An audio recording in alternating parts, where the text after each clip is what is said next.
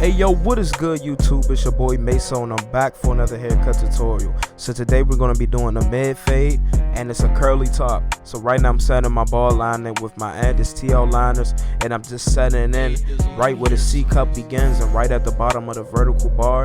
And I'm just setting my line and I'm just kind of dropping it towards the back because I don't want it to be too high because it is a mid fade. And I'm going right above the ear and now I'm just bottoming them out. I want to say shout out to A Dizzle for this beat, man. Shout out to my man A Dizzle. I really like this beat.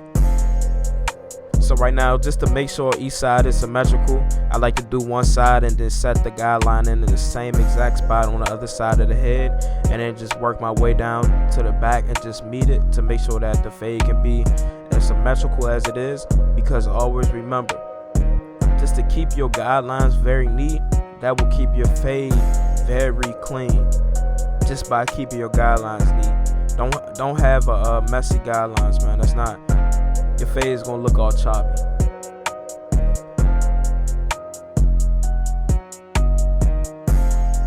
So right now I'm coming in with my Babyliss FX clippers, and I'm going in with my lever fully open, and I'm going about a full inch.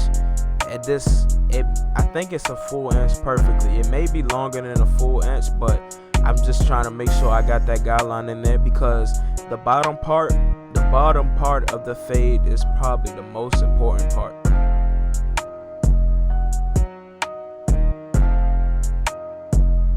The reason why I say that is because it pops out more. That's the only reason I say that, because from something going from bald to hair, that's what you're going to notice first. You're not really going to notice, I mean, people will notice bulk, people will notice lines, but the first guideline, that's how you, like, it's just a level of being, like, the haircut is clean when you get it to that level. I hope everybody had a good Thanksgiving, man. I hope everybody enjoyed it with their loved ones and their families. I definitely enjoyed my Thanksgiving, man, and yeah. So right now I'm starting to fade out that bottom line. I'm going halfway, I'm going fully closed, and then I'm just using my corners mainly. And I like to keep hair on the bottom line, because when you're fading, you don't want your lever fully. Matter of fact, let me say this. I'm not trying to fade out the line that I put in.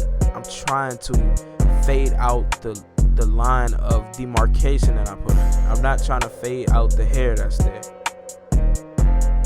So what I like to do is I like to go halfway, and then I like to go fully closed. And that's another reason why I like to use my Babyliss FX clippers, because they have notches on them.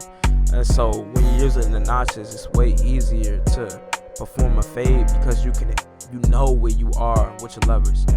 If that makes any sense. I'm sure it makes sense, but it's just the sense of knowing how many clicks you are away from closed and how many notches you are away from open. That's all it is mainly. And once you fully understand fading out that bottom line and keeping hair there type stuff, like to keep the fade and give it like a stretched look, I promise you your fade is gonna go to the next level. Your first guideline is the most important part of the fade. And I do have my Babyliss FX zero gap. That's why they're able to take out the line that I put in with the Andis TL lines. And my TL liners are zero gap also. So I like to keep all my tools the same. I don't like to go back and forth in between two tools and stuff like that. I like to keep all my tools the same. So right now I'm coming in my wall seniors, and I brought them back out of the graveyard, man. I put them in the graveyard, but I had to bring them back out because I just missed them, man. You know what I'm saying? Like, when you just miss them clippers that you haven't been using, you got to bring them back out. So right now I'm coming in with my lever, my 1.5 guard, using the wall system with my lever fully closed, because the last time I got a haircut was like last week. So it doesn't need too much debulking. And I'm just using my corners, and I'm going up and I'm starting to fade. Let me not say fade. I'm starting to debulk.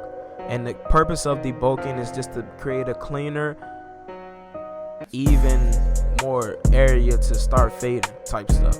So when you're debulking, you're just trying to make sure everything kind of blends into each other but you're not fading. Like with the number one guard right now, I'm starting to fade. And what I'm taking is my number one fully open, and I'm going up right underneath that number 1.5 guard. And now I'm using my corners, and I'm not trying to, I don't like to fade up. I like to fade down, because when you fade up, you can kind of go into the bulkiness of the fade, and it can take away the shape of the fade. And that goes with any texture of hair. Any texture of hair. I was just talking to somebody about it. Matter of fact, I was just talking to Rich Natural. Go subscribe to his channel, man.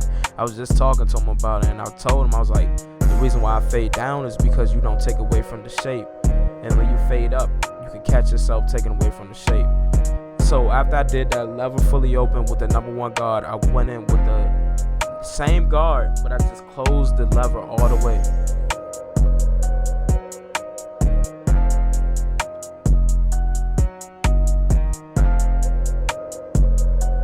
So that's all I like to do.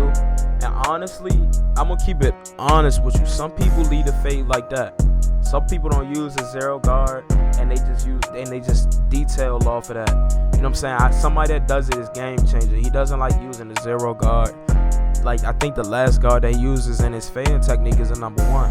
And I think the reason for that is because the Andis Master, the clipper that he uses, the blade is so, like, the number one is so, like, has way more length than a wall number one, that you don't need the zero guard, honestly, if you use your corners correctly. But I like to use a zero guard anyway. I don't care what system I'm using, because I want to make sure I stay true to it and make sure my fades are consistent. So right now I'm coming in with my zero guard fully open, and then I go fully closed, and I'm like to use my corners and a lot of clipper over comb to make sure that the fade is clean. You know what I'm saying? I'm really, like, even though I fade down, which it doesn't have any guidelines really, like when you fade up, even though I do fade down, I do like to stick to my guidelines, if that makes any sense, because sticking to your guidelines and keeping your guidelines neat is gonna make sure you have an even fade all around. And that's the key, man. You don't want somebody walking around with a lopsided fade. That's not right. And use your clipper over comb when you're going into short hair to long hair to make the transition more smoother.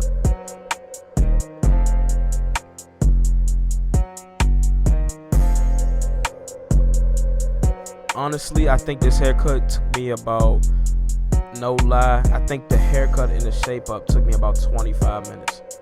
25-30 minutes. And then I did a beard line up, but I didn't put it in this video because he's trying to regrow back his beard, because at first we was taking it down too low and he wanted to come back high, so it was like no point in shaving. You know, no point in showing y'all me shaving up his beard, because it's like the line was like it wasn't a sharp line, because it's like a regrowth line, so it's not gonna be sharp. And so right now what I'm doing, I'm just using my lever fully open and I'm just detailing. That's all I like to do, detailing. And when I detail, I incorporate a lot of clip over comb. And then I just, you know what I'm saying, I just like to pick at things when I'm doing my detailing. And man, this fade is clean, man. This fade is clean. And I'm not gonna lie, for some people this can be a tricky canvas, because if you dig into the hair and not come up off the scalp, your fade is gonna look different. You know what I'm saying? Your fade can look, it's gonna look weird. It's gonna look pushed in. It's not gonna look like it's out, and it's not gonna look like it's going straight up. So with people with head shapes like this, you have to make sure that you're not digging into the hair, but you're more so pulling, you know what I'm saying, using your C motion more so than just going straight up. You don't want to do that. You want to try to use your C motion, especially with fades like this, and just in general, like people that don't have a head shape that goes outwards towards the top. His head shape goes toward, like, inwards. So you gotta, you know what I'm saying, it's all called consultation. That's all it is, man. Just check your client out, see what's going on, and yeah, and that's mainly it for the fade part. Now we're gonna get into the shape up, and I like to just comb down the hair, make sure I got all the even hair. I don't like to use any spritz or anything like that now. I just like to go straight into it. So right now I'm just starting with the vertical bars, and as you can see, if I knew how to pause this video and explain it to y'all, I would. But as you can see, his shape up is already uneven. So what my job is to try to make it as even as I can get it without pushing it back. without pushing it back.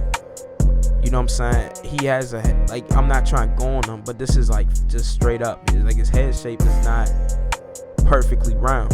You know what I'm saying? His head shape is just not perfectly round. So you have to look at you know what I'm saying? Show your clients the mirror when you're shaping them up. Let them see how uneven their hairline is before you shape it up. You know what I'm saying? Let them see that.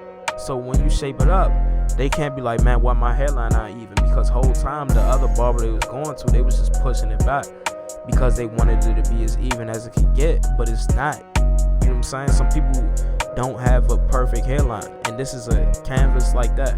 A lot of barbers on YouTube, I hate to do this, but a lot of barbers on YouTube wouldn't show you a haircut like this because it exposes so-called them, but it's really just the client. You know what I'm saying? That's just how the hair is.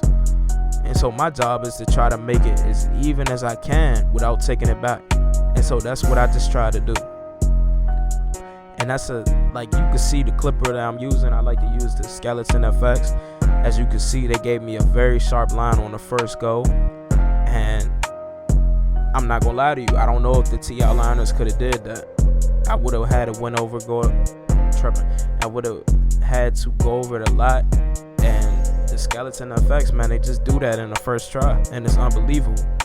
It's unbelievable, man. And it's, man, the shape up takes the fade to the next level, man. It takes the fade to the next level. And man, my client right here, his name is Marcus. He really takes pride in taking care of his hair. You know what I'm saying? He does deep conditioning, he does leave-in conditioning, he does co-washes, all the steps and processes to getting good natural curly hair. And man, I promise you, when I was cutting him, his hair wasn't like that. It's just because he took proper, what is the word? I forgot the word, but he just did the right things for his hair to end up like that. It's all natural. He's just using the right products, vegan-based products. He's using products that's like good, you know what I'm saying, good for your curl pattern. It's good to understand your hair, because as men, sometimes we don't want to understand our hair, but it's good to.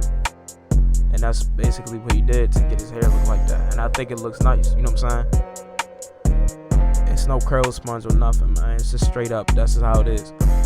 And if you've seen it in person, it looks way more curly, and I'm not even lying.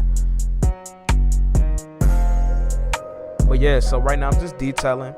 I use my shears to make sure that the shape of the hair is still the same. Even though he got his haircut last week, I'm not trying to take off length, but I'm trying to promote shape. So yeah, that's what I'm just wanting. But mainly, this is the cut. I hope you all enjoyed this video. If you enjoyed the video, leave a thumbs up. I'm gonna talk to y'all later. It's your boy Meso, and I'm out. Oh, and if you got any questions, man, hit me up on Instagram. I'll answer them for you, or shoot a comment. I'm not on YouTube like that, so it takes me a while to answer, but still I will answer you. So yeah, y'all have a good one. Y'all stay safe. Y'all stay blessed. Peace out.